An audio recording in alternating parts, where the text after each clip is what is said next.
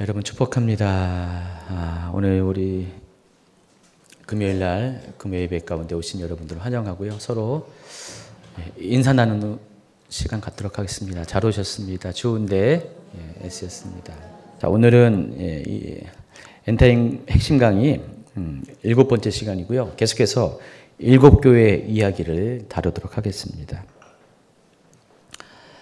여러분 이제 아셔야 될 것은 지금 이 강의는 세세한 풀 강의는 아니에요. 이렇게 기존의 강의에서 압축된 강의입니다. 그래서 오늘은 이제 두 교회를 이야기할 겁니다. 서머너 교회와 버가모 교회 얘기하는데 원래 이 자세한 내용은 이전 강의를 좀 들으시면은 될 것 같습니다.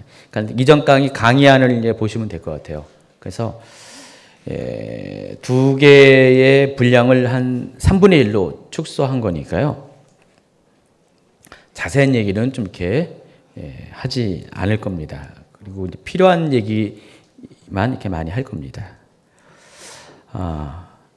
지난번에 7교회에 대해서 이야기하면서 많은 분들이 이제 7교회에 대해서 이렇게 오해 아닌 오해가 있는데 7교회를 이 시대 그러니까 계시록이 쓰여진 그때부터 지금까지 존재하는 모든 교회의 유형을 시대별로 7개의 교회로 상징화시켜서 나눠서 설명한 거다.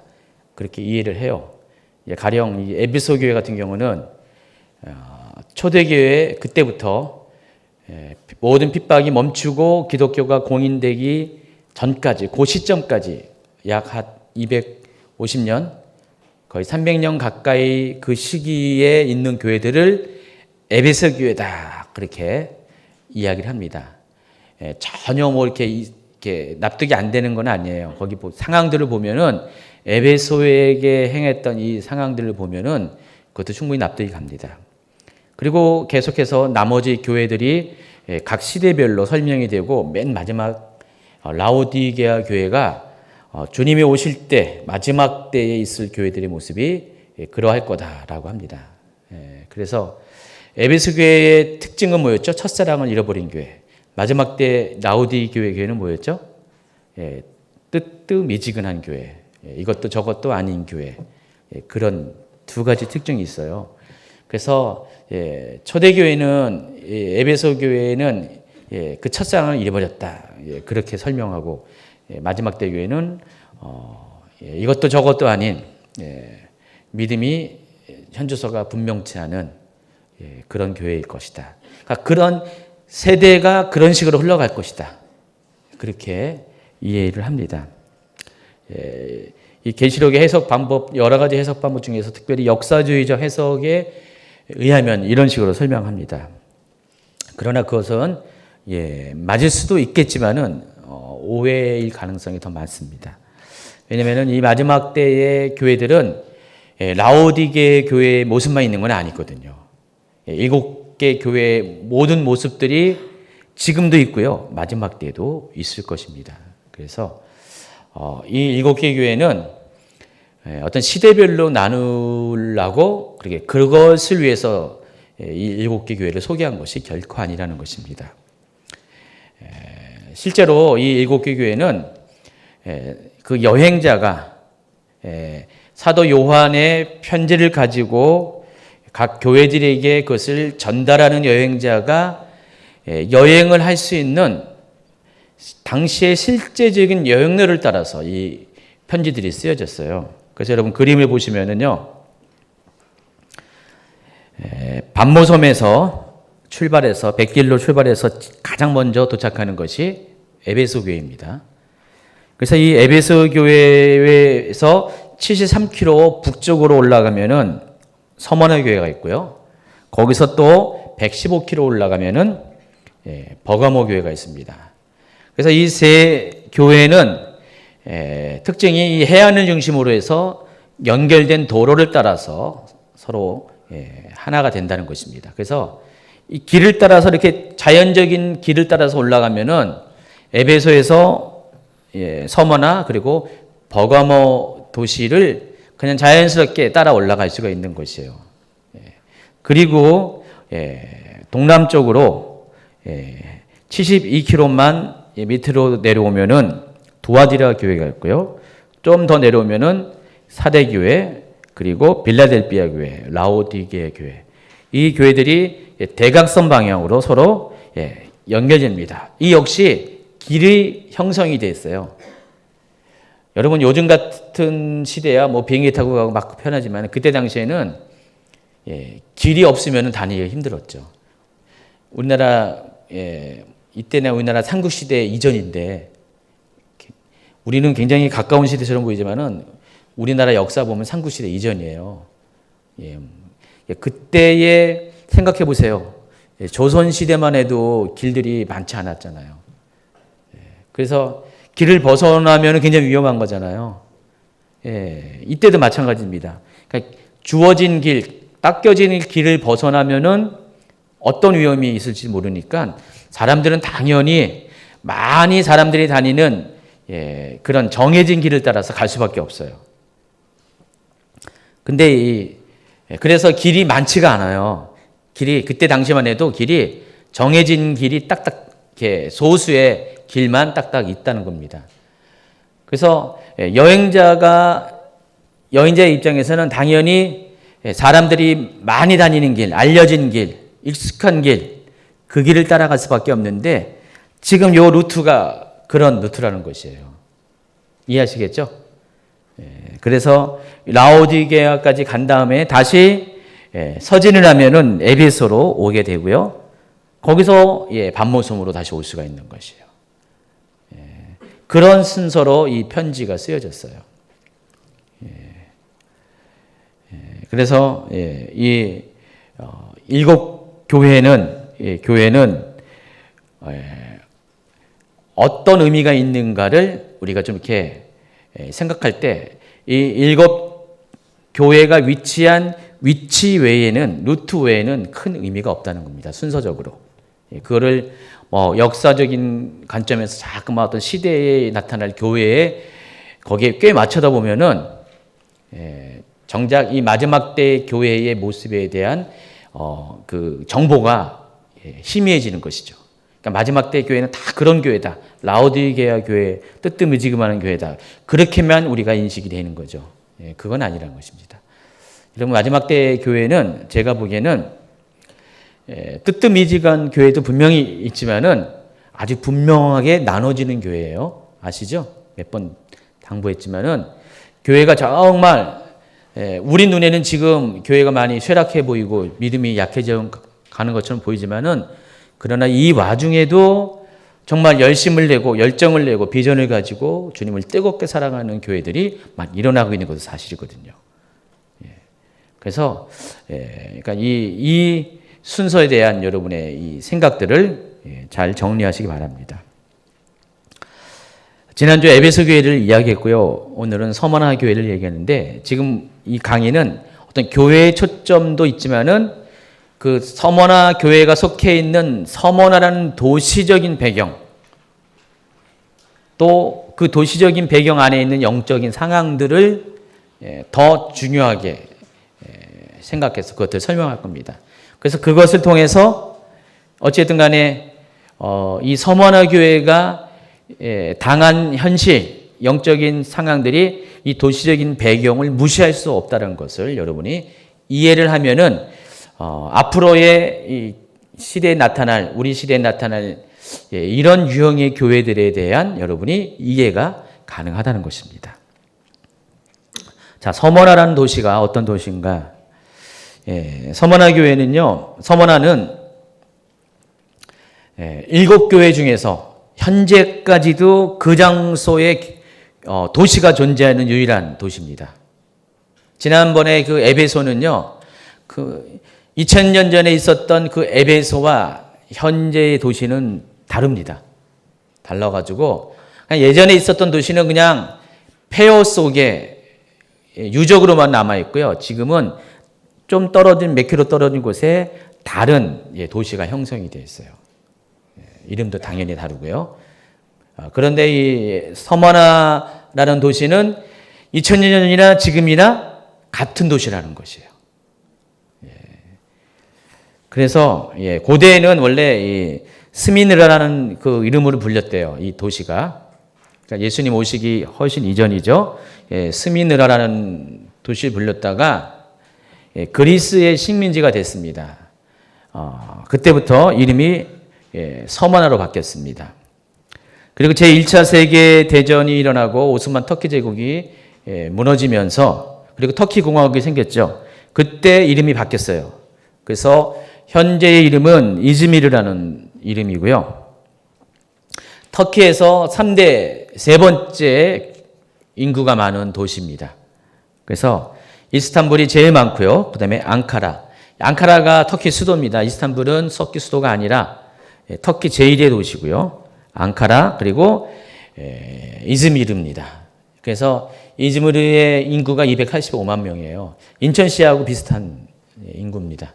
그래서 보시면 알겠지만 그 지도 가운데 이스탄불, 앙카라, 서머나가 뚝뚝 떨어져 있어요. 그래서 각 지역을 대표하는 그런 도시들입니다.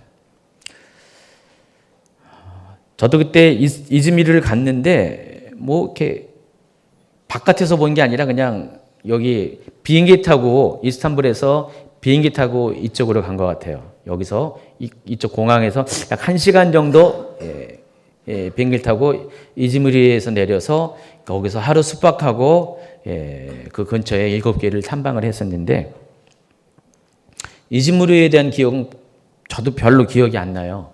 별로 기억이 안 나는데 그럴 수밖에 없는 게 이 이즈미르는요 도시 유적이 거의 없어요. 그러니까 터키라는 나라가 땅만 파면은 고대 유물이 나오는 데예요. 지금 한 10%밖에 개발이 안 돼 있대요. 우리 나중에 라오디게아 교회를 할 텐데 이 라오디게아라는 이 도시도 에베소보다 더 큰 것 같아요. 에베소는 길쭉하게 골짜기를 따라서 이렇게 형성이 됐는데 여기 같은 경우는 아주 그냥 사면이 서로 붙어 있는 이렇게 무슨 사면체 있죠. 넓은 도시 계획에 의해서 가운데 동서로 관통하는 도로와 남북으로 관통하는 도로가 서로 교차로 형식으로 만나는 완전히 현대식 도시 계획처럼 이렇게 지어진 도시더라고요. 라오디게아가요. 근데 지난번에 갔을 때 한참 그것을 이제 발굴하고 있었어요.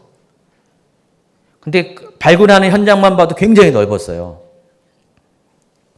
지금 또 땅을 파면은 막 도시가 나오는 거예요. 한 90%가 아직도 개발이 안 된 상태래요. 근데 특별히 이즈미르 같은 경우는 더 심해요. 더 심해가지고 도시 전체가 실은 다 유적으로 쌓여 있는 곳인데 이 이즈미르라는 도시의 특징은 한 번 큰 지진이 있었어요. AD 한 170년경에 대지진이 있었고 그 뒤도 계속해서 여러 차례 지진이 발생하면서 건물이 다 무너지죠. 그러면 시간이 지나면은 그 무너진 그 유적들이 땅속으로 들어간다는 게 아니라 거울 위에 자꾸만 쌓이다 보니까 그게 땅 밑으로 들어가는 꼴이 되고요. 그 위에 또 도시가 생기고 또 무너지고 또 도시가 생기고 그래가지고 평면도로 보면은 층층이 이렇게 각 시대별로 도시 유적들이 쌓여 있대요. 그래서 파기만 하면은 도시가 나오는 거예요. 고대 유물이. 그런데 이미 이 이즈미르는 워낙에 많은 도시 개발이 이루어져 가지고 지금은 할 수가 없대요. 보상 때문에. 기존에 있는 건물들 다 이렇게 철거한 다음에 유적을 이렇게 찾아내야 되기 때문에 그래서 안 하고 있을 뿐이래요. 근데 굉장히 많은 도시 유적이 지금 지하에 묻혀 있대요. 그래서 이즈미르는 특별하게 볼 곳이 없었어요. 그때 갈 때도. 볼 곳이 없었고 그때 서머나 교회의 유적이 하나 딱 있었어요. 거기 때문에 가는 거예요. 거기. 갔는데 그것도 몇백 년 후에 생겨난 유적이에요. 폴리캅 기념교회가 있어요.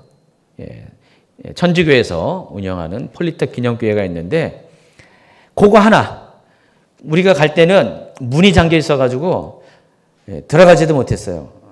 바깥에서 그냥 담장 밑에서 사진 찍고 막 그랬는데 제가 보니까 인터넷 찾아보니까 다른 팀들도 다 그런 얘기 하더라고요. 무슨 수녀 한 명이 거의 뭐 8, 90세 되는 수녀 한 명이 여기 지키고 있대요. 이거를 아마 잠자러 가는 시간인지 그래도 거의 문 여는 시간이 거의 없는 것 같아요. 모르겠어요. 그때 우리 갔을 때도 문이 잠겨 있어가지고 가지 못했어요. 그거 하나예요, 딱.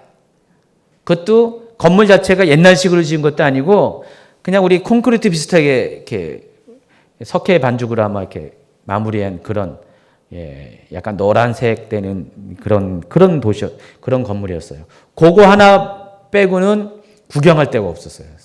이즈미르는요. 서머나 유족은요. 그런 도시였습니다. 여기 보시면 알겠지만은 어때요? 멀리서 이렇게 이즈미르 한 도시를 봤더니 항구 도시면서 굉장히 예쁘죠.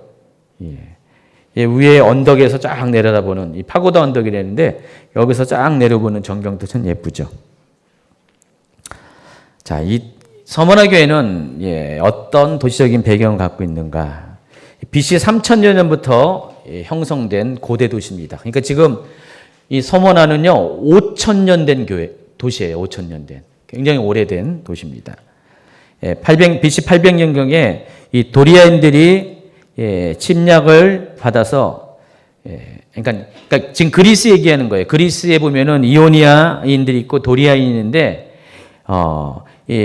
도리아인이 이오니아인을 그리스에 살고 있는 이오니아인을 쫓아냈어요. 그랬더니 이들이 도망쳐가지고 일로 피신했습니다.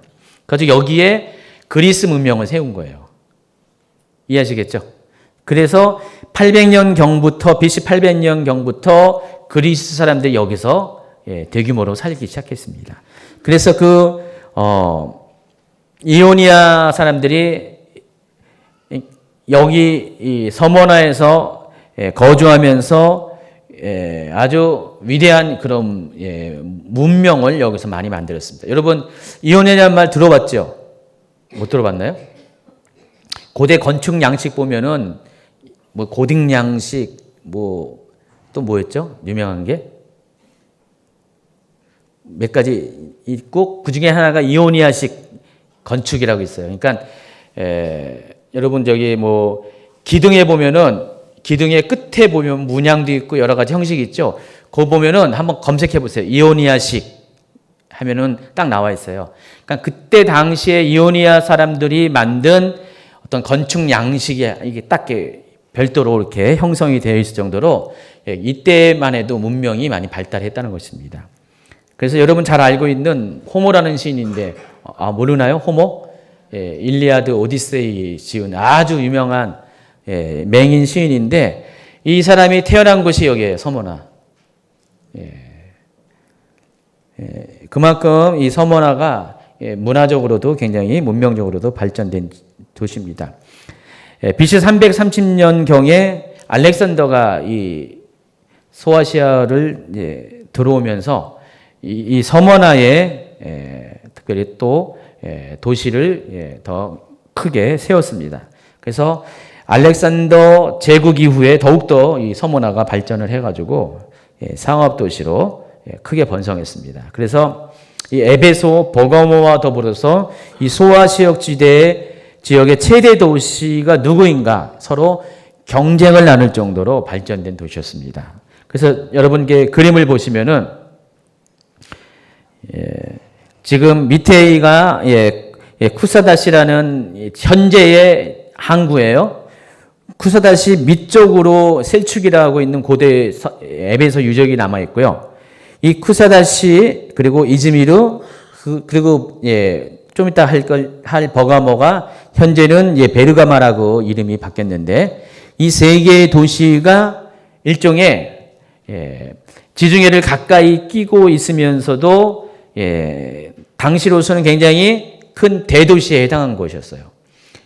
그래서 이 세 개의 도시가 일종의 경제벨트를 만들었었어요.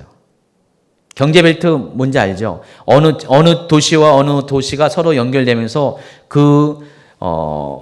지역이 전부 다 무슨 경제 벨트 이런 식으로 이렇게 설명을 할 때가 많이 있잖아요. 그런 식으로 발전된 도시였다는 것입니다. 그 중에 하나가 서머나 현재 이즈미르라는 것입니다. 신약 시대에는 인구가 한 10만 명 정도 됐었고요. 그리고 아주 풍경이 아름다운 자연 환경을 갖고 있습니다. 당시 로마 황제 마르쿠스 아울레우스라는 사람이 이 서머나를 가리켜 가지고 아시아의 영광이라고 칭송하게 됐습니다. 지난주에 배운 에베소도 그랬죠. 에베소도 굉장히 아름답고 또 상업 도시로서 유명해 가지고 클레오파트라가 여기 쇼핑까지 왔다고 했잖아요. 에베소에.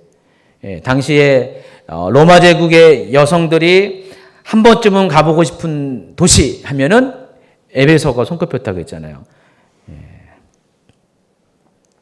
여기 이 서머나도 마찬가지로 그때 당시 굉장히 유명한 도시였다는 것입니다. 다른 도시들은 계속해서 그 제국이 거쳐가면서 멸망을 하고 또 없어지기도 했는데 이 서머나는 이 비잔틴 제국이 여러분 알고 있는 그 중세 시대의 그 제국을 말하는 겁니다. 그래서 이 비잔틴 제국으로부터 셀츠쿠 터키, 오토만 제국이라고 그러죠. 그리고 터키 공화국까지 이어지면서 계속해서 이 역사적인 변천이 있었지만은 서머나는 한 번도 뒤처지지 않고 계속해서 이 도시 자체가 발전을 거듭해가지고 오늘날에 약 285만 명의 대도시로 오늘날도 이렇게 성장해 있다는 것입니다. 한번 쭉 그림을 보시면은 이즈미르가 굉장히 아름다운 도시라는 것을 여러분이 알 수가 있습니다. 그래서 아까 설명한 것처럼 그럼에도 불구하고 오래된 도시임에도 불구하고 고대 유적이 거의 남아있지 않다는 것.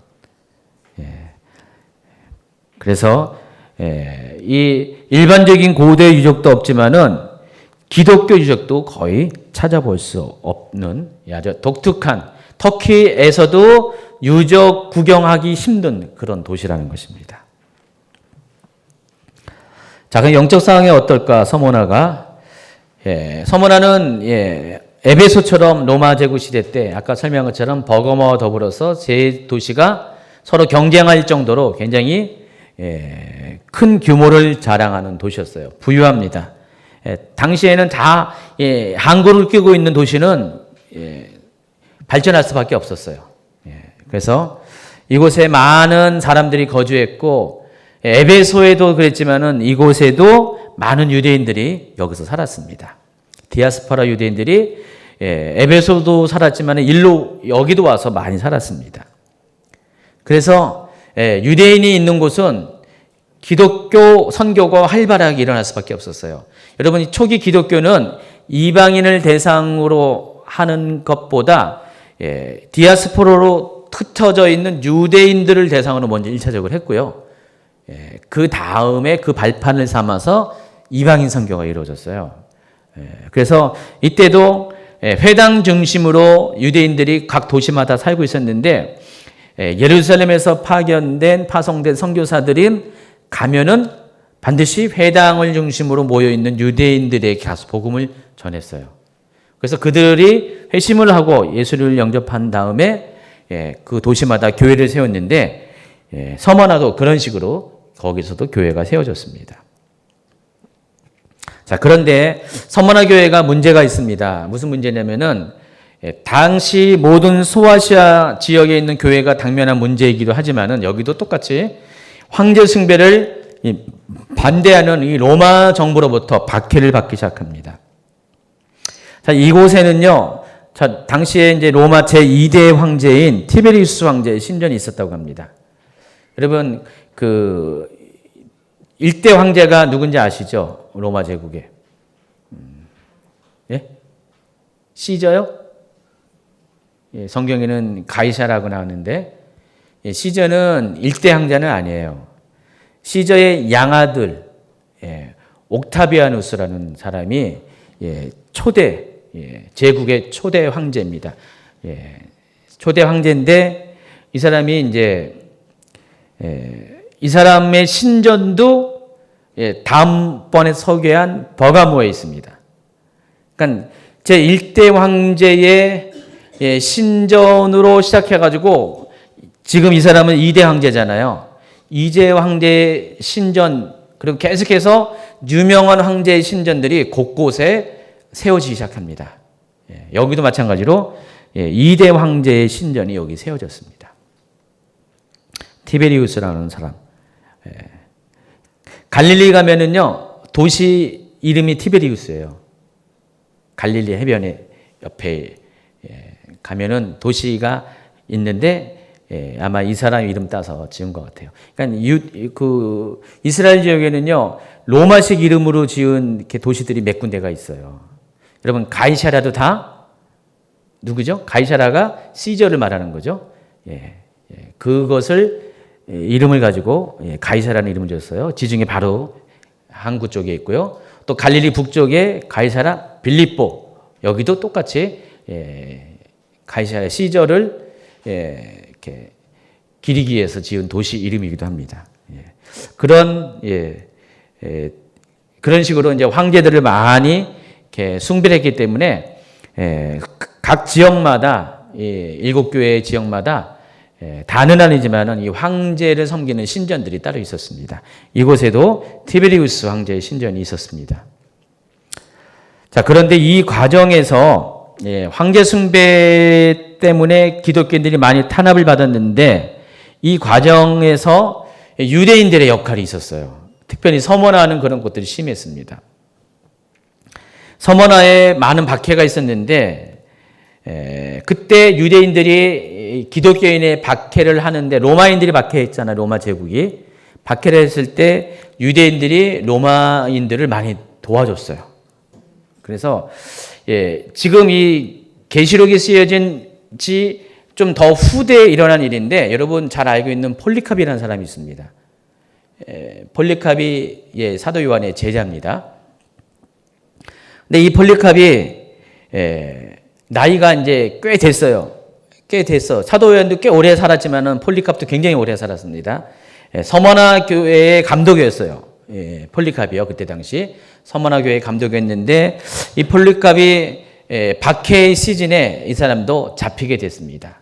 이때 당시에 모든 박해의 원인은 황제 숭배를 거부하는 거였어요. 거의 대부분이 황제 숭배를 거부했기 때문에 폴리캅도 잡혔습니다. 잡혀가지고 순교당하는 일이 생깁니다.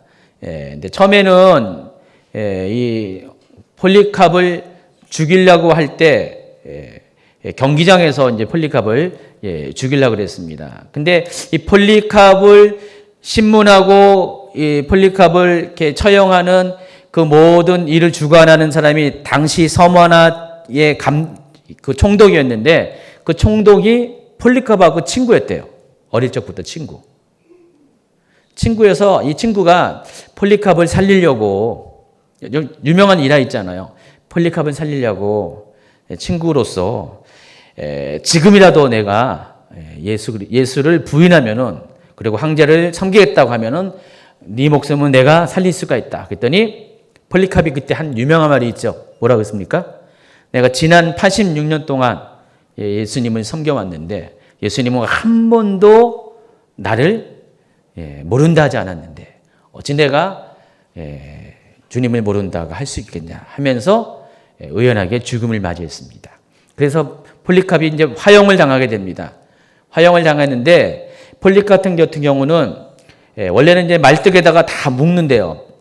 왜냐하면 그 하염당하는 고통이 너무 크기 때문에 사람들이 막 이렇게 움직이고 그러니까 근데 그것도 마다하면서 그냥 꼿꼿이 선 채로 이제 화형을 당하는데 화형을 이게 바로 즉결 심판을 하고 바로 화형에 처해지는데 나무들을 모아가지고 그런 화형을 할 수 있는 그런 것을 만들잖아요. 이때 유대인들이 나서가지고요 그 모든 나무들을 모아왔대요. 근데 그날이 안식일이었대요. 안식일날 뭐 하지 말라고 했어요? 일하지 말라. 또 뭐 있죠? 불 피우지 말라. 자기들 율법의 정면으로 어긋나는 건데 그것을 폴리캅을 죽이는 일에 앞장서서 유대인들이 그 일을 했다는 것입니다. 자, 이런 식으로 유대인들이 원래는 우리 기독교 마찬가지로 우상 숭배를 철저히 금지했기 때문에 하나님은 성경에서 유대인들도 당연히 우상 숭배를 하지 말아야 되는데 우상 숭배를 반대하다가 황제 숭배를 반대하다가 박해를 받는 같은 유대인 출신의 기독교인들을 이 유대인들이 박해하는 일에 로마 정부와 손을 잡고 동참을 했다는 것입니다. 서머나에는 그런 일이 있었어요. 그래서 예수님께서 이 서머나 교회를 이야기하면서 자칭 유대인을 언급하잖아요. 자칭 유대인을 언급하는 이유가 다른 것이 아니라 그와 같은 어떤 상황적인 배경이 있다는 것입니다. 그래서 그들이 유대인이 아니라는 것은 아니에요. 유대인은 맞지만은 자칭 나는 유대인이라고 유대인 율법을 강조하면서 유대인의 삶을 강조하면서도 실은 유대인의 율법을 어기면서도 오히려 그 율법에서 말한 우상 숭배를 반대하고자 하는 이 기독교인들을 박해하는 일에 앞장섰다는 것입니다. 그래서 예수님은 그런 유대인들의 모습을 미워하신 거예요. 미워하시고 그들에 대해서 자칭 유대인이라고 말씀하십니다. 그래서 자칭 유대인이라고만 말씀하신 게 아니라 사탄의 회당이라고 예수님께서 말씀하셨어요. 사탄의 회당이라고 왜 말씀하셨습니까? 이들의 하는 행동이 뭐예요? 꼭 마귀가 하는 짓을 한 거예요. 얼마큼 이율배반적이고 악독한 일을 하는 것을 보면서 예수님은 이들을 가리켜서 유대인의 모든 모임을 가리켜서 사탄의 회당이다. 유대인 회당이 있잖아요. 유대인 회당, 그러니까 우리가 이제 교회처럼 유대인도 회당이 있잖아요. 그걸 가리켜서 사탄의 회당이다. 한마디로 사탄교회다. 이런 식으로 말씀하신 거예요.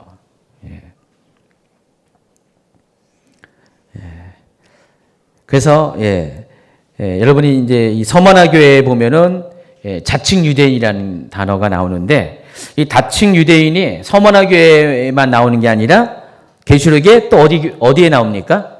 빌라델피아 교회도 나와요. 계시록 2장 9절과 3장 9절 외우기 쉽죠? 2장 9절에는 서머나 교회, 3장 9절에는 빌라델피아 교회. 한번 읽어볼까요? 2장 9절에 내가 내 환난과 궁핍을 알거니와 실상은 내가 부유한 자니라. 자칭 유대인이라 하는 자들의 비방도 알거니와 실상은 유대인이 아니요 사탄의 회당이라. 또 3장 9절이요. 보라 사탄의 회당 곧 자칭 유대인이라 하나 그렇지 아니하고 거짓말한 자들을 중에서 며칠 내게 주어 그들로 와서 내 발 앞에 절하게 하고 내가 너를 사랑한 줄을 알게 하리라. 두 교회 모두 동일하게 말씀하세요. 자칭 유대인, 실은 그 정체가 사단의 회당이다. 이렇게 말씀하시는 그런 표현들이 나옵니다. 그래서 이 두 교회는 그런 공통점을 갖고 있어요. 자칭 유대인이라고 하는 사당의 회당들이 서머나 교회를 핍박했고요. 그런데 빌라델피아 교회는 오히려 그들이 빌라델피아 교회에 와서 굴복을 했는 그 차이가 있을 뿐이지 똑같은 무리들이 언급이 되고 있습니다. 자, 그런데 이 서머나 교회와 빌라델피아의 교회의 공통점이 있어요. 어떤 공통점이 있죠? 빨간 것이 아무런 꾸중도 듣지 않고 칭찬만 들은 교회라는 것입니다. 그런데 신기하게 그런 교회들에게만 자칭 유대인이 언급이 되어 있어요. 유대인들이 각 도시마다 다 살았어요. 에베소도 유대인 살고 다 살았어요. 근데 서머나와 빌라델피아에 있는 교회가 있는 그 도시 안에 있는 유대인들만이 특별하게 예수님이 그들을 부각시켜가지고 사당의 회당이다. 자칭 유대인이라고 그렇게 표현했다는 것입니다. 왜 그랬냐? 그들의 하는 행동이 그랬기 때문에. 그러니까 유독 서머나 교회와 빌라델피아 교회가 있는 지역에 있는 유대인들이 그렇게 자신의 율법을 어겨가면서까지 기독교인을 핍박하는 일에 동참을 했다는 것입니다. 아주 신우이처럼 행동을 했다는 것입니다. 그걸 통해서 우리가 알 수 있는 것은 이런 것이에요. 정말 믿음의 성도들이 있잖아요. 정말 제대로 믿는 성도들, 제대로 신앙생활하는 성도들은 그때나 지금이나 믿는 자들이 믿는 자들을 박해하는 일에 그런 일들을 많이 당할 때가 많이 있어요.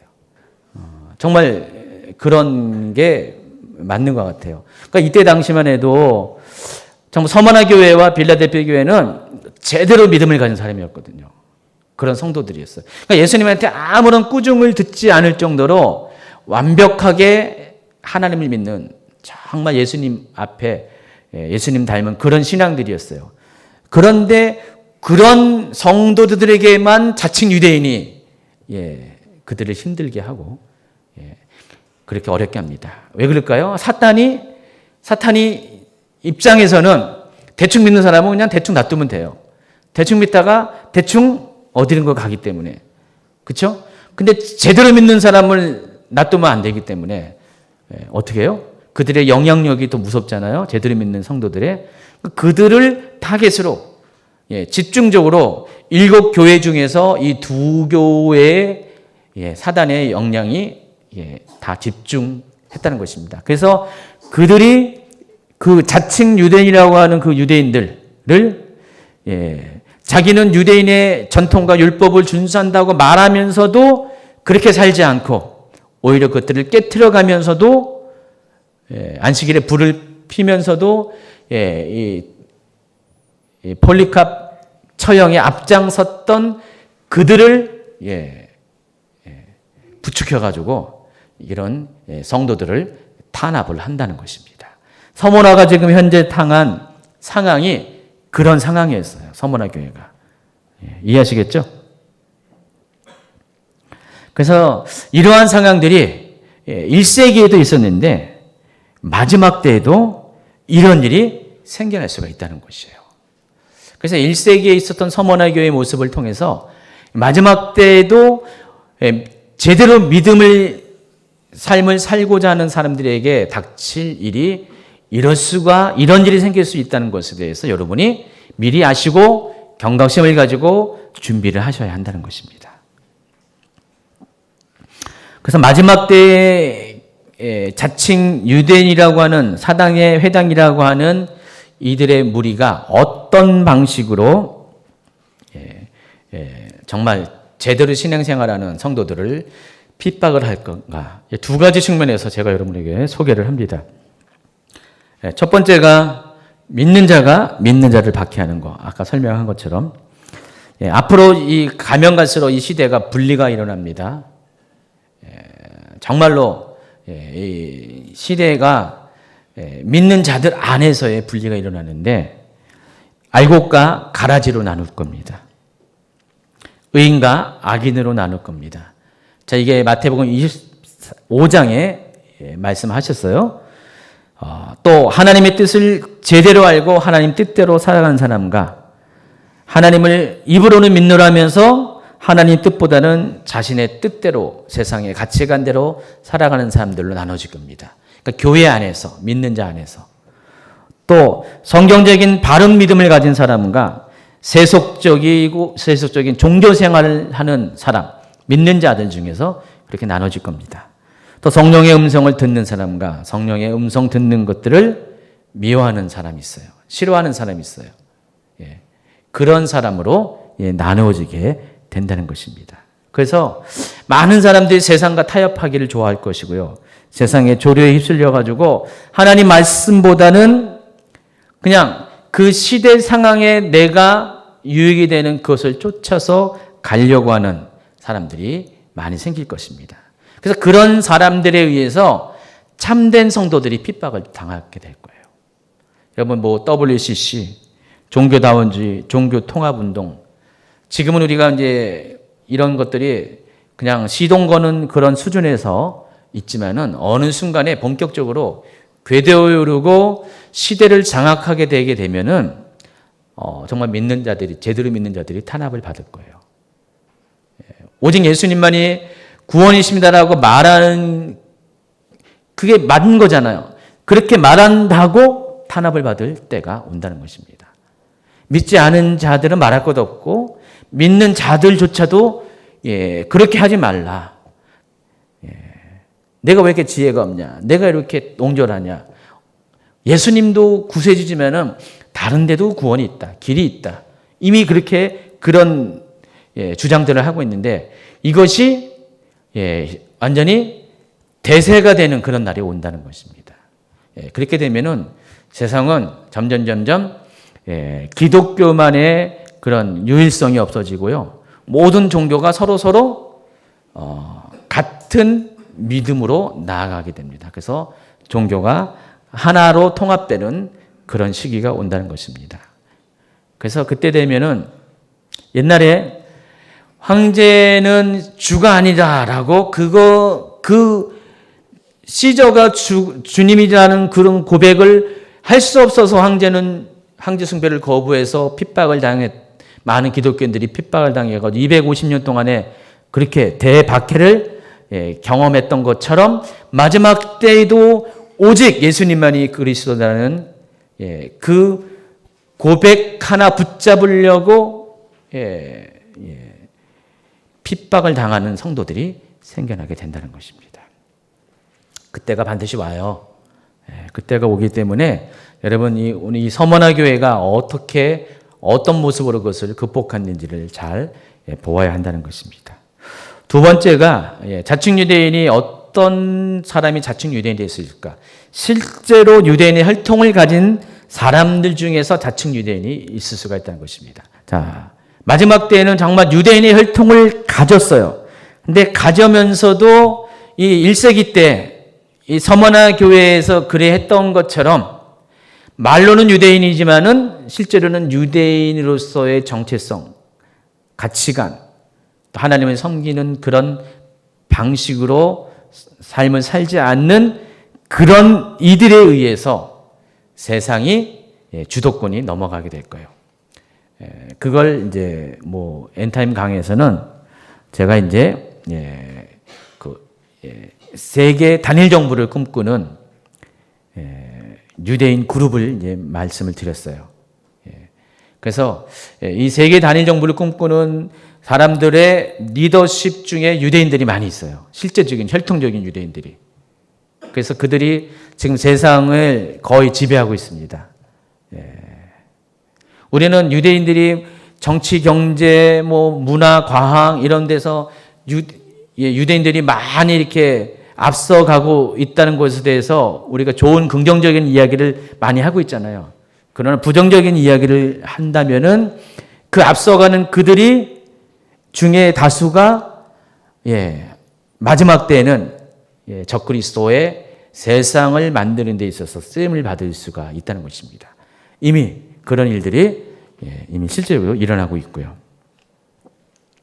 그래서 그런 일들이 일어나게 되면은 세상은 점점 하나의 세상으로 만들어가면서 이 세계 단일 정부의 어떤 그 꼭지점은 뭐가 되냐면은 바로 종교 통합이 일어나게 된다는 것입니다. 그래서 이 종교 통합에 앞장설 거예요, 그들이. 그러면은 종교 통합에 반대하는 크리스찬들은 핍박을 당할 수밖에 없어요. 여러분 지금 종교 통합 반대하시죠? 축하합니다. 여러분 핍박을 받을 것입니다. 지금 당장 그런 일이 생기면 여러분은 당장 핍박을 받을 거예요. 1세기 상황도 그랬고요. 앞으로 마지막 때도 동일하게 그 일이 반복이 된다는 것입니다. 그래서 이 서머나 교회는 마지막 때 참된 교회가 겪어할 상황들을 미리 알게 하는, 미리 보여주는 샘플과 같은 것이에요. 그러나 그럼에도 불구하고 하나님은 이 고난받은 서머나 교회와 같은 핍박받은 성도들이 이 모든 환난을 통과한 다음에는 그들에게 하신 약속이 있습니다. 계시록 20장 4절, 5절, 6절에 뭐라고 했습니까? 또 내가 보좌들을 보니 거기에 앉은 자들이 있어 심판하는 권세를 받았더라. 또 내가 보니 예수를 증언함과 하나님의 말씀 때문에 목배임을 당한 자들의 영혼들과 또 짐승과 그의 우상에게 경배하지 아니하고 그들의 이마와 손에 그의 표를 받지 아니한 자들이 살아서 그리스도와 더불어 천년 동안 왕노릇하니 이는 첫째 부활이라. 이 첫째 부활에 참여한 자들은 복이 있고 거룩하도다. 둘째 사망이 그들을 다스리는 권세가 없고 도리어 그들이 하나님과 그리스도의 제사장이 되어 천년 동안 그리스도와 더불어 왕노릇하리라. 자, 이 얘기 천년왕국에 관한 이야기인데, 이 천년왕국에서 그리스도와 함께 다스리는 자의 권세를 받게 된다는 것입니다.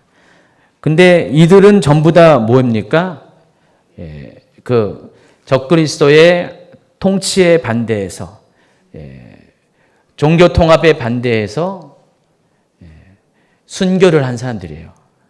순교를 한 사람들인데, 목배임을 당한 사람들인데, 이들에게 이런 하나님께서 권세 주신다고 했습니다. 서머나 교회가 이런 교회라는 것이죠. 이때 당시에.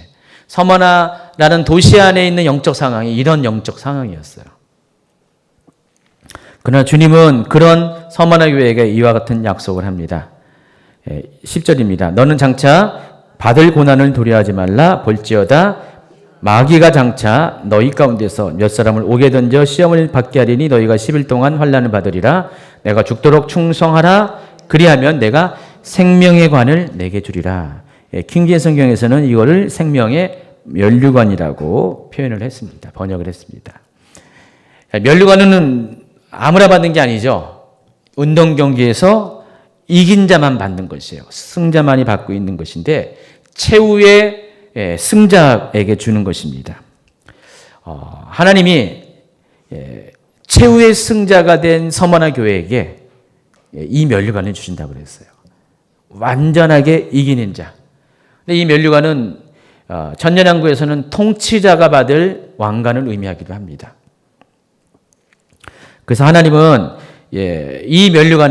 예수님은 이 면류관을 서머나 교회에게 약속했어요. 고난을 받을지언정 그것을 이기고 통과하라는 것입니다.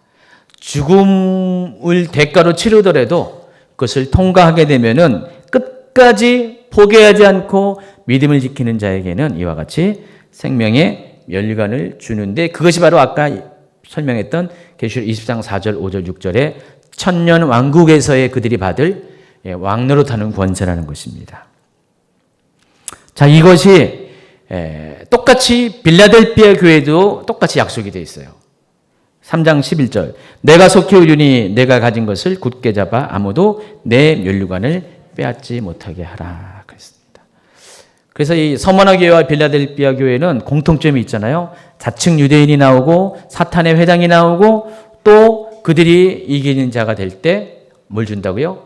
생명의 면류관을 준다는 것입니다. 이기는 자에게 주는 그런 통치의 관을 주신다는 겁니다.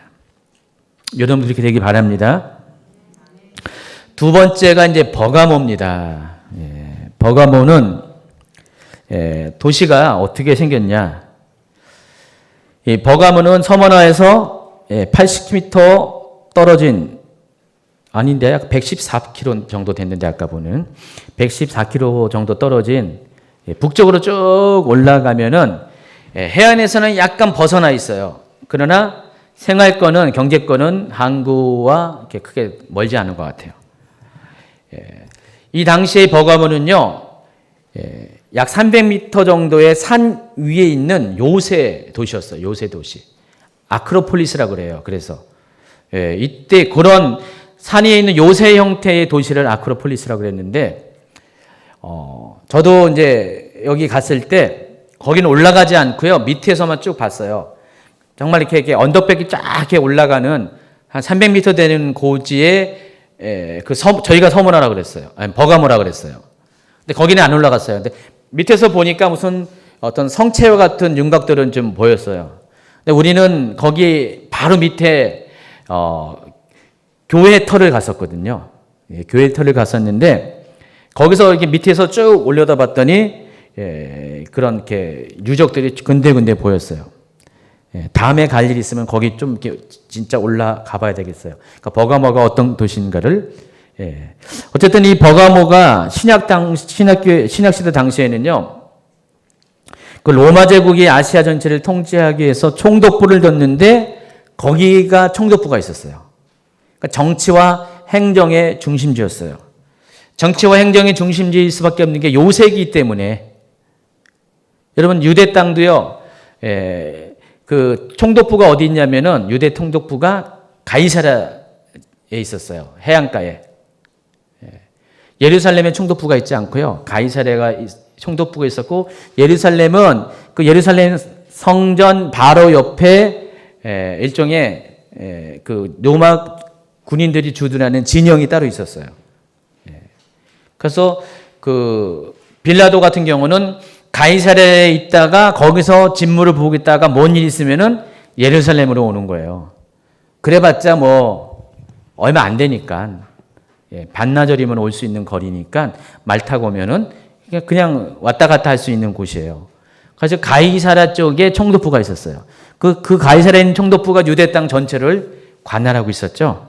여기 버가모에도 그런 소아시아를 지배하는 로마 총독부가 있었습니다.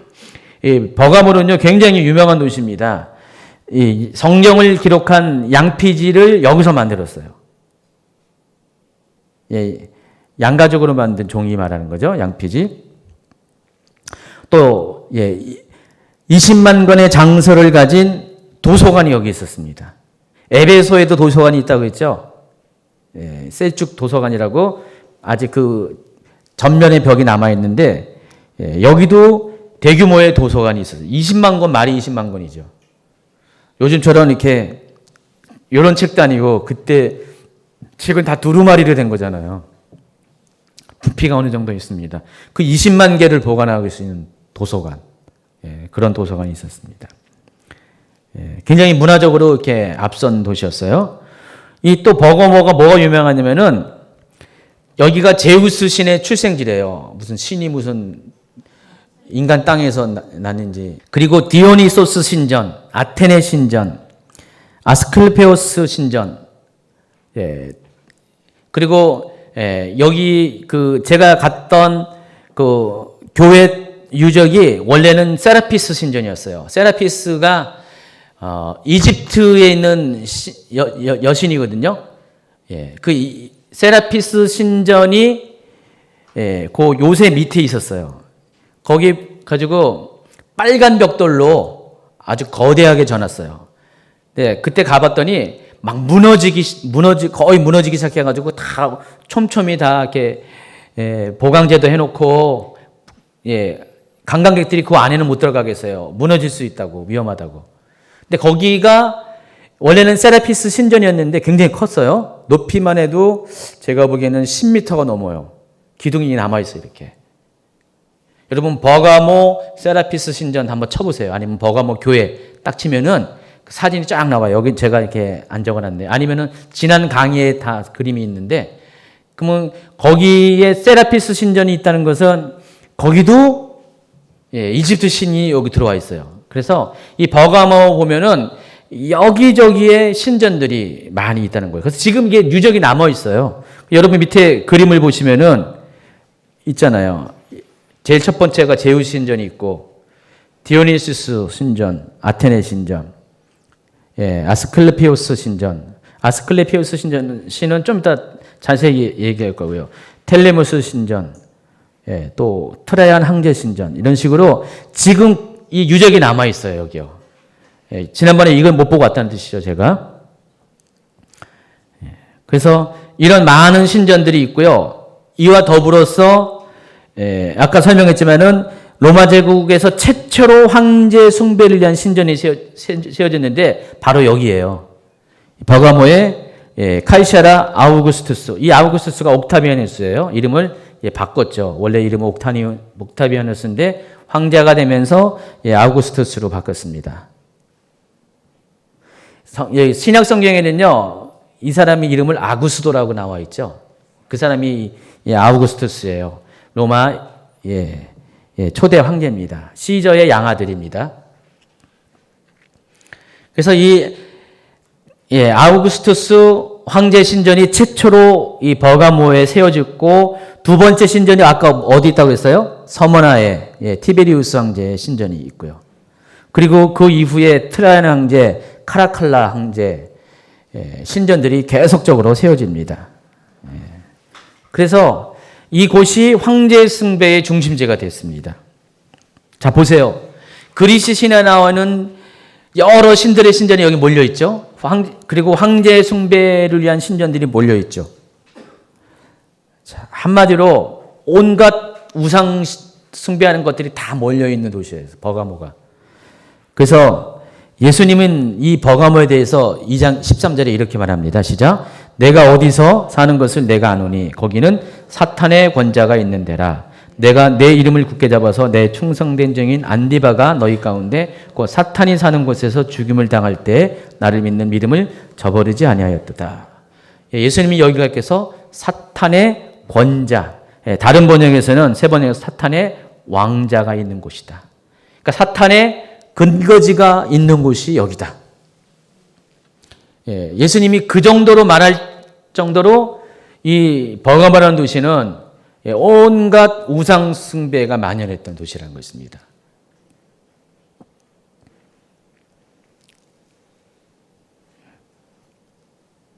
자, 그러면은 이 사탄의 권자, 사탄의 왕자가 버가모에 어디를 말하고 있는지를 한번 이렇게 보겠습니다. 더 구체적으로 들어가 보겠습니다. 첫 번째 가능성 있는 장소가 이 아스클레피오스 신전인데, 이 아스클레스 신전이 바로 여러분 그림에 있죠. 이 아스클레피오스 신은 치료의 신입니다. 치료의 신. 그리스 신화에 보면은 여러 신이 있잖아요. 가장 신중의 신이 누구죠? 제우스. 제우스 신이고 그리스에서는 제우스라고 부르고 로마에서는 주피터라고 부르잖아요. 그래서 이 아스클레피오스는 치료의 신이에요. 그래서 이 아스클레피오스 이 신을 섬길 거 아니에요. 숭배할 거 아니에요. 제사를 드릴 거 아니에요. 우리식으로 예배할 거 아니에요. 그 예배와 의료 행위가 서로 밀접한 관계를 갖고 있어요. 그래서 이 아스클레피오스 신전의 기능은 이 아스클레피오스 신을 섬기는 신전의 의미와 더불어서 병원의 의미가 있어요. 그래서 이때 당시에 여기 신전을 섬기는 사제들은 다 의사였어요. 그래서 로마 각지에서 병든 자들이 다 치료를 받기 위해서 여기를 몰려듭니다. 아스클레피오스 신전으로. 그러니까 버가모에 보면은 온갖 병든 자들이 다 몰려와서 여기서 예배하면서 제사를 드리면서 병의 치료를 구했어요. 그런데 왜 예수님은 사탄의 왕자가 있는 곳이라고 얘기했을까? 그 이유가 있습니다. 이 아스클레피오스를 상징하는 그 아스클레피오스의 시인의 모습을 상징하는 것이 바로 뱀이었어요. 자, 보시면은 아스클레피오스 신 동상 있죠? 아스클레피오스가 뭘 가지고 있습니까? 막대기를 지팡이를 휘감은 뱀과 같이 있어요. 그래서 이 신전에 가면은 전부 다 이 뱀 조각들이 여기저기 널려 있습니다. 여러분 히포크라테스라고 아시죠? 의학의 아버지. 이 히포크라테스가 어디 살았는지 아세요? 버가모 출신이에요. 그래서 이 모든 것들이 조합이 돼가지고 오늘날도 의료직에 보면은 상징이 다 뱀이잖아요. 여기 이제 미군 육군의 군의관 배지인데 뱀이 있죠. 여러분 서울대 의대 같은 데 보면은 그 학교 로고가 있잖아요. 거기도 뱀이에요. 그 몰랐죠. 그게 바로 이제 바로 여기서 유래가 된 거죠. 여기서 유래가 된 거예요. 그래서 이 아스클레피오스 신이 의학의 치료의 신이라고 불렸던 이 아스클레피오스의 상징물이 뱀이기 때문에 그래서 다 지금 의료계에서는 뱀을 상징물로 사용하고 있습니다. 왜 뱀일까? 왜 뱀일 것 같아요? 뱀이 허물을 껍질을 벗잖아요. 그것을 보고 그게 아픈 자들이 새로 치료를 받는 것을 상징한다 해서 뱀을 이렇게 상징한다고 합니다. 자, 근데 성경에서는 이 뱀이 어떤 겁니까? 아담과 하와를 시험하고 세상의 죄와 사망을 가져든 사탄을 상징합니다. 그래서 예수님은 이 아스클레피오스 신전에 있는 뱀을 섬기는 이 형상을 보고 여기가 바로 사탄의 왕자가 있는 곳이다 라고 말씀을 하셨을 것이다 라는 첫 번째 가능성이 있고요. 두 번째가 바로 이 황제 신전 그리고 아까 얘기했던 여러 가지 그리스 신전을 보고 이런 모든 우상 덩어리들을 보면서 여기가 사탄이 왕자가 있는 곳이다 라고 했을 것입니다. 여러분 지금도 우리 시대에 보면은 그런 도시들이 많이 있어요. 아주 유달리 우상 숭배가 심한 도시. 여러분 인도 같은 경우는요. 오늘날의 인도는 여기 이 버가모와 똑같아요. 인도는 온갖 우상 숭배가 아주 그냥 쌓여 있는 도시가 지역이 나라가 인도예요. 그래서 여러분 인도의 힌두교 아주 끔찍합니다. 힌두교가 아주 우상 숭배가 아주 심해요. 여러분 온갖 음란한 어떤 그런 종교의 시작은 다 힌두교예요. 힌두교 보면은 굉장히 성적으로도 문제가 많고요, 난잡하고요. 그런 어떤 신의 체계를 갖고 있어요. 가지고 인도의 거의 한 3분의 2 이상이 다 힌두교 신자잖아요. 이슬람 신자가 한 1억 몇천 명, 2억 명 가까이 있고요. 기독교인도 있지만은 그래서 이 인도라는 나라를 가면은 뭐 최은영 목사님이 얘기했잖아요. 바라나시 같은 경우도 한 집 걸로 한 집이 사원이라고 했잖아요. 힌두 사원 아니면 뭐 다른 여러 가지 사원. 집집마다 전부 다 적어도 몇 개의 신주단지들이 다 있고요. 제가 태국에 갔을 때도 그렇게 불교 사원이 참 많았었어요. 근데 한 집 걸로 한 집은 아니었거든요. 이슬람권에 가서도 모스크가 그렇게 많지만은 한 집 걸로 한 집은 아니었어요. 동네에 한 몇 개씩 있고 그랬는데 이 바라나시는 한 집 걸로 한 집 정도로 그렇게 많대요. 그러니까 인도가 실은 뭐 오늘날의 버가모에 해당하는 그 정도의 심각한 데죠. 예전에 어느 분이 인도를 이렇게 선교를 갔는데 선교를 가서 똑같이 이제 중보를 하러 갔어요. 근데 그 도시에 가가지고 똑같이 불교신전 사원에 가가지고 중보한다고 그런 계획 짠 것처럼 그분도 팀을 이끌고 가서 도착해가지고 거기서 앞에서 막 중보를 했대요. 예수 이름으로 누구 떠나갈지어다 하는데 어느 청년이 대학생이 거기서 똑같이 이제 어른들처럼 같이 하다가 막 손을 뻗으면서 예수 이름으로 무너질지어다 딱 했는데 갑자기 뻗친 손이 그대로 딱 굳어버린 거예요. 굳어버려가지고 접을 수가 없는 거예요. 그래가지고 이렇게 됐어요. 그래가지고 이 상태로 인도 일정을 마치고 한국에 오니까 내려가더래요. 실제적인 사례예요. 그런 어떤 영적인 악령의 역사가 굉장히 강해요. 예전에 우리 교회에 출석했던 남자 전사님이 싱가포르인가 홍콩인가 어딘가에 이렇게 두 부부가 같이 이제 그런 식으로 땅밟기식으로 이렇게 중보기도하면서 거기 방문을 한 적이 있었는데 어느 지역을 갔는데 호텔에 갔는데 이 전사님 이 팔이 갑자기 눈에 보이는데 혈관들이요 막 시커매지더니 혈관이 부득부득 막 튀어나오더래요. 가지고 팔 전체가 완전히 검붉은 핏빛을 확 변했대요. 가지고 두렵잖아요. 깜짝 놀라가지고 아주 두 부부가 그냥 기도하고 막 쫓아내고 한참 있더니 이게 다시 정상으로 돌아왔대요. 그런 일들이 막 보고가 됩니다. 실제로 어느 지역에 가면은 이런 영적인 권세가, 악한 영의 권세가 강력한 데가 많이 있어요. 그래서 그런 지역에 가다 보면은 그걸 느껴요. 예민한 사람들은요. 악한 영의 역사를 느껴요. 둔감한 사람들은 그냥 자기도 모른 채 뭔 일이 생기고 아프기도 하고 막 그래요. 근데 그것과 연관시키지 못하죠. 근데 예민한 사람들 그걸 알아요. 지금 악한 영의 권세가. 그래서 보통 그럴 경우는 혼자서는 못 싸워요. 용감한 분들이 가끔 있더라고요. 혼자서 뭐 해결하려고요. 오히려 당합니다.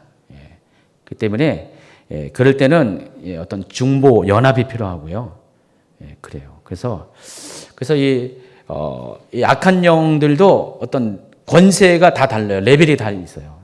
계급이 있다는 것이죠. 이렇게 탁탁. 그러니까 가장 낮은 단계가 한 개인을 붙잡고 개인에게 영향을 주는 어떤 그런 악한 것이 있다 보면은 점점 이렇게 올라가요.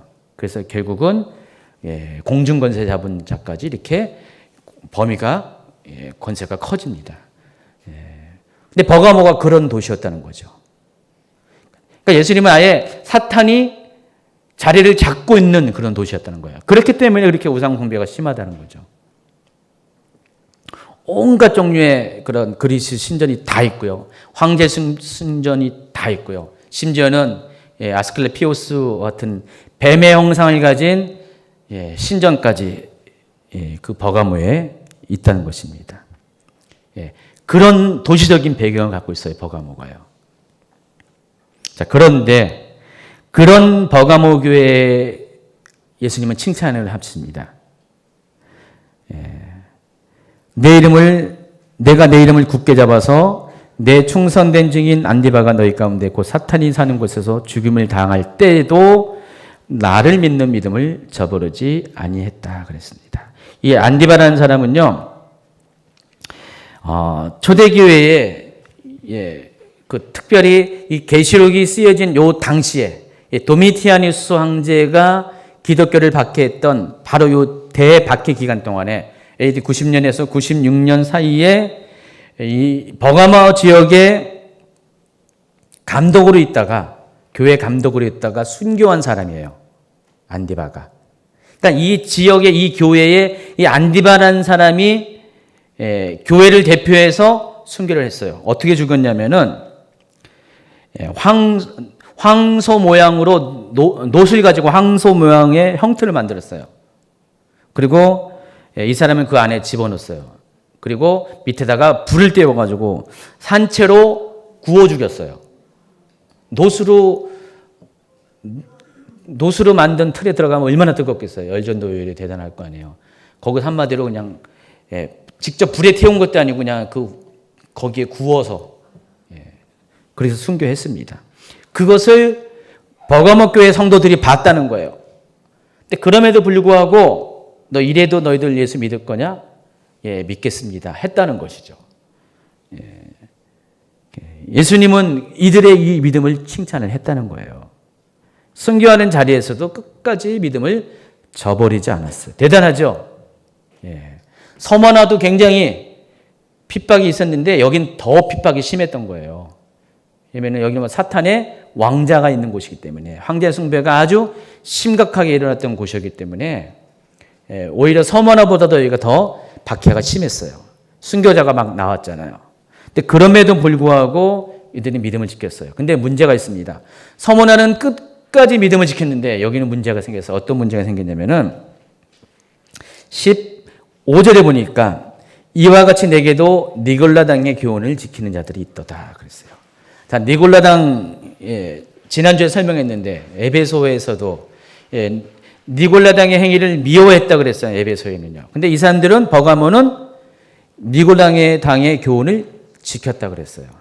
여러분 이 버가모하고 에베소가 그렇게 먼 거리가 아니에요. 서로 왔다 갔다 할 수 있는 그런 거리입니다. 말을 타고 가면은 하루 정도면은 도달할 수 있는 거리예요. 인적 교류가 있고요. 모든 면에서의 어떤 그런 서로 소통하는 그런 곳입니다. 니골라 당이 에베소만 있는 게 아니죠. 이쪽 버가모 교회에도 영향을 끼칩니다. 이 니골라가 누구죠? 초대교회 7 집사 중에 한 사람이었어요. 근데 이 사람이 변질을 했습니다. 원래는 이 사람이 안디옥 사람이에요. 이방인이었어요. 유대교로 개종했다가 다시 기독교로 개종했어요. 근데 이단이 됐어요. 제가요, 이게 이 사람들 이렇게 많이 겪다 보면은 예전에 이단의 영향을 많이 받은 분들이 이렇게 교회에 올 때가 있어요. 근데 조심하지 않으면 다시 또 이단으로 가더라고요. 다른 이단. 이름만 바뀐 다른 이단을 간 그런 성향이 있어요. 뭐 다 그렇다는 게 아니라 그런 게 있어요. 그러니까 그랬기 때문에 이단에 많이 빠지는 거죠. 가지고 좀 어떤 그런 게 있어요.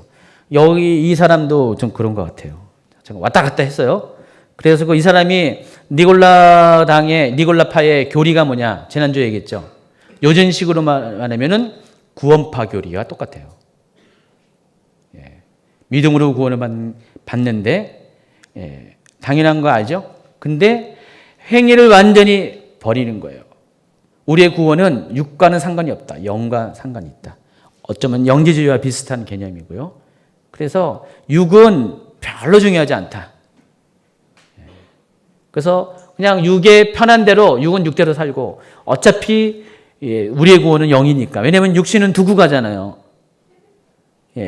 육신은 두고 가니까 별로 신경을 안 쓰는 거예요. 그래서 육신은 천국 가는 건 아니니까 심판 받아도 상관이 없는 거죠. 그러니까 육신의 심판은 그냥 받든지 말든지 그냥 육신의 일은 신경 쓰지 말라. 마음대로 살라. 그렇게 가르쳐줬습니다. 그러다 보니까 어떻게 해요?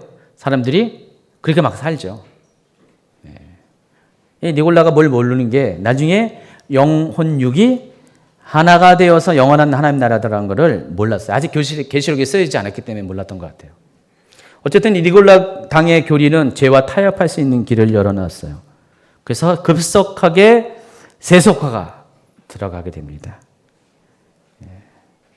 자, 그런데 이 니골라 당의 교훈을 이야기에 앞서서 예수님은 14절에 발람에 대해서 또 얘기합니다. 니골라 당의 교훈, 또 여기도 발람의 교훈에 대해서 얘기합니다. 한번 읽어볼까요? 그러나 내게 두와 가지 책망할 것이 있나니 거기 내게 발람의 교훈을 지키는 자들이 있도다.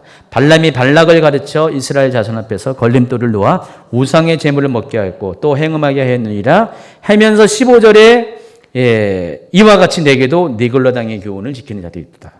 자, 그러면은 이 니골라 당의 교훈이 어디서부터 왔다는 거예요? 뿌리가 발람의 교훈에서 왔어요. 발람이 어떤 사람이죠? 민수기에 나오죠. 발람은 이스라엘 백성이 가나안 땅에 들어갈 때 이 모압을 거쳐서 요단 동편으로 들어가죠. 근데 워낙에 많은 사람들이 들어가다 보니까 이 모압 왕이 이스라엘 백성이 눈에 가시가 같은 거예요. 그래서 이들을 어떻게 처리할까 생각한 결론이 저 북쪽에 있는 저 가나안 북쪽에 살고 있는 이 발람이라는 선지자, 아주 그때 당시 유명한 선지자였나 봐요. 이 사람을 초빙해가지고 이스라엘 백성을 저주하게 한 거죠. 그러니까 이스라엘 사람들이 다 보이는 산꼭대기에 올라가서 이들을 저주하라고 했는데 3번에 걸쳐서 그렇게 시도했는데 하나님이 오히려 이 선지자의 입술에게 이들을 축복하는 말씀을 줬잖아요. 실패했어요.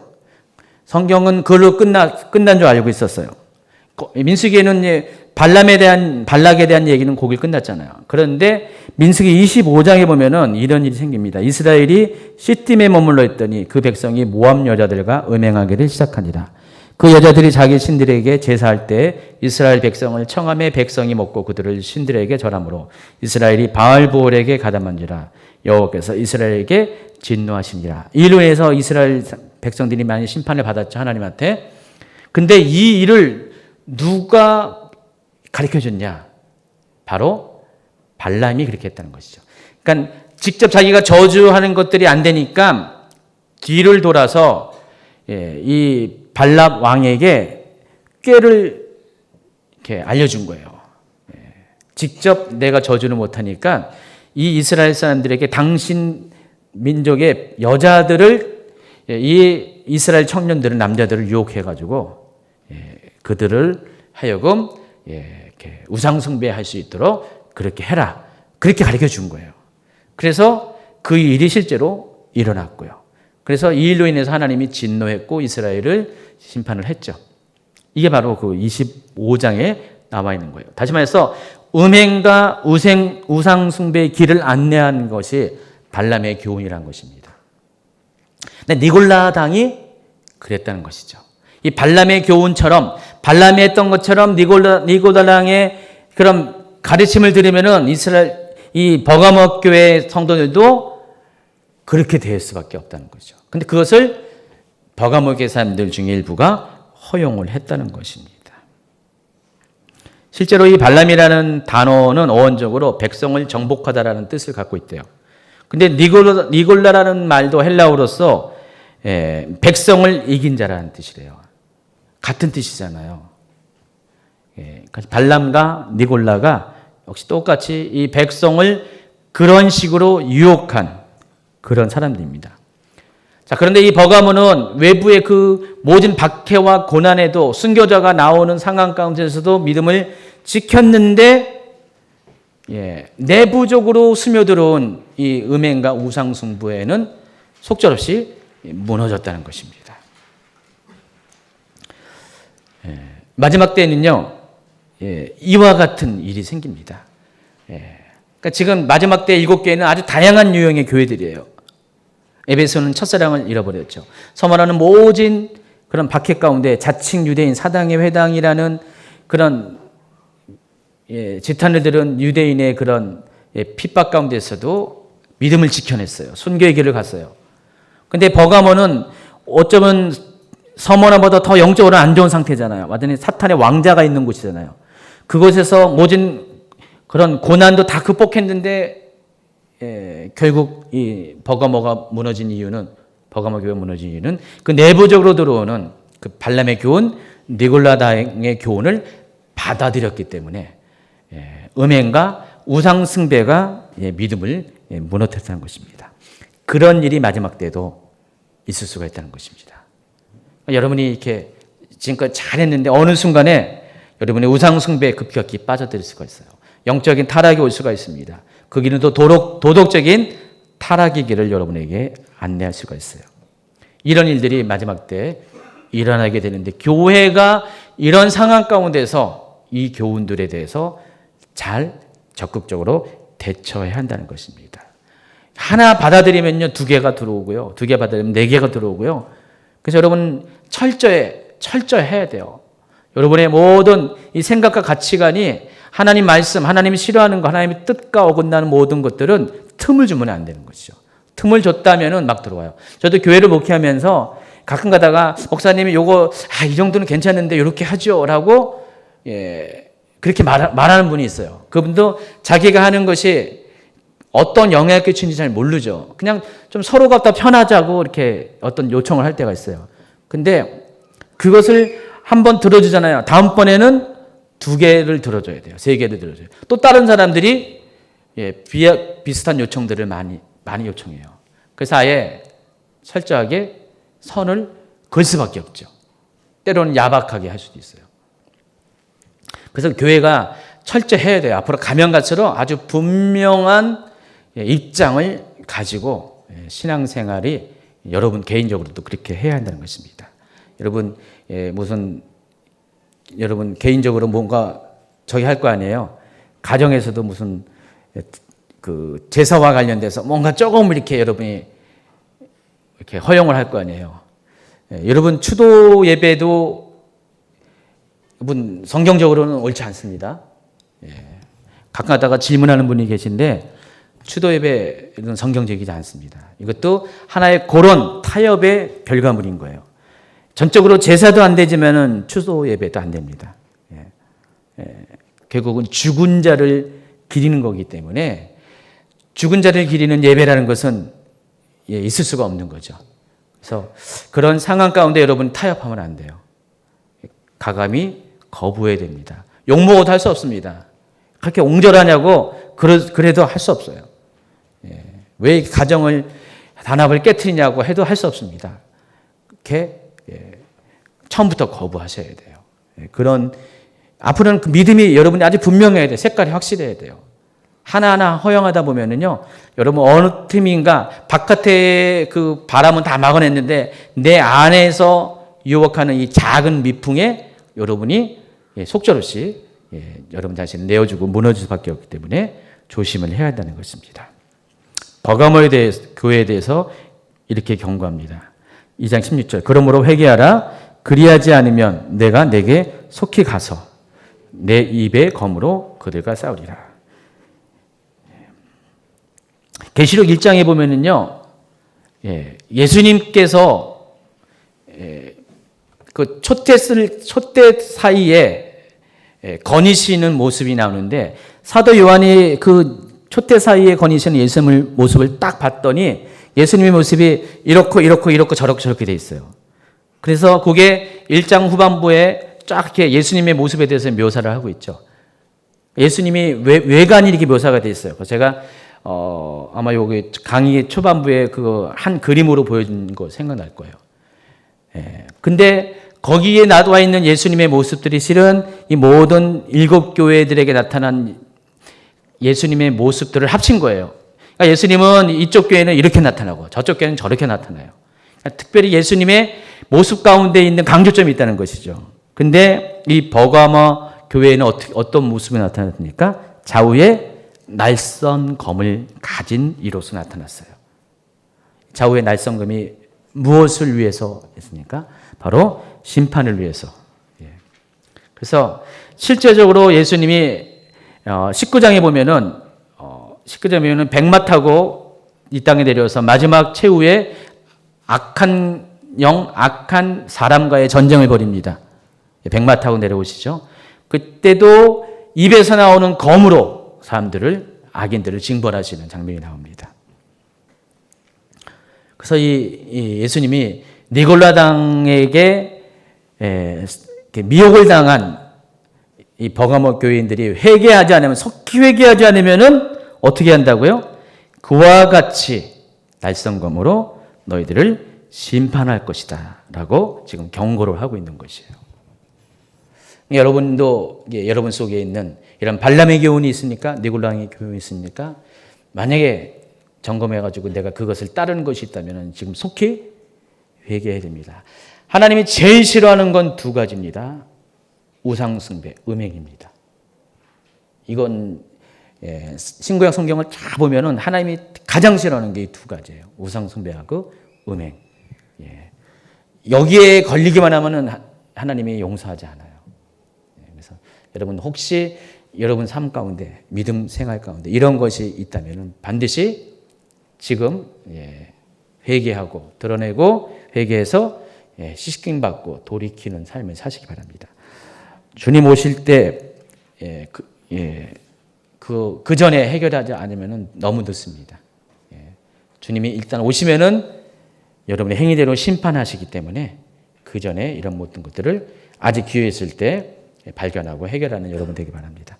자, 오늘 이 서머나 교회와 이 버가모 교회를 보면서 여러분 속에도 내가 서머나 교회 같은 모습이 있지 않을까, 버가모 교회 같은 모습이 있지 않을까. 여러분 이 도시적 배경들이 여러분의 삶의 현장 속에 있는 것과 비슷할 수가 있어요. 그리고 그 상황 가운데 여러분이 어떻게 대처하는 여러분의 모습도 이것 통해서 거울처럼 한번 비춰보시기 바라고요. 속히 돌이키고 회개해서 서머나 교회처럼 칭찬 듣고 또 생명의 멸관을 받는 여러분이 되기를 예수님 축원합니다.